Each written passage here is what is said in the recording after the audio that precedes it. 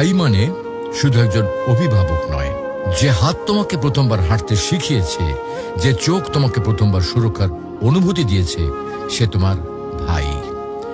শৈশবে যখন তুমি পড়ে গিয়েছিলে, সবার আগে যে দৌড়ে এসে তোমাকে তুলেছিল, সেই তোমার ভাই। স্কুলে কেউ তোমাকে কষ্ট দিলে যে বুক ফুলে সামনে দাঁড়াতো, সে তোমার ভাই।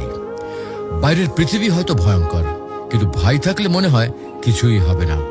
ভাই তো আছেই। ভাই কখনো প্রকাশ করে না, কিন্তু সে তোমার জন্য নিজের আনন্দ ত্যাগ করে, নিজের কষ্ট গোপন করে। তুমি খুশি থাকলে সে খুশি, তুমি দুঃখী হলে সে ভিতরে ভিতরে ভেঙে যায়। সময় যতই পেরিয়ে যাক, বয়স যতই বাড়ুক, ভাই সব সময় তোমার অভিভাবকই থেকে যায়।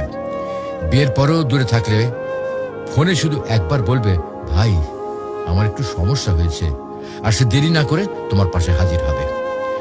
প্রিয় ভাই বোন, এই সম্পর্ক রক্তের বাঁধনে গড়া। এখানে স্বার্থ নেই, হিসাব নেই, আছে শুধু ভালোবাসা আর দায়িত্ববোধ। যতদিন ভাই বেঁচে আছে, ততদিন তোমার জীবনে একজন নীরব অভিভাবক রয়েছে, যে সব সময় তোমার পেছনে পাহাড় হয়ে দাঁড়িয়ে রয়েছে। তাকে কদর করো, তার জন্য দোয়া করো, কারণ ভাইয়ের ভালোবাসা এটা আল্লাহ দেওয়া এক অমূল্য নিয়ামত।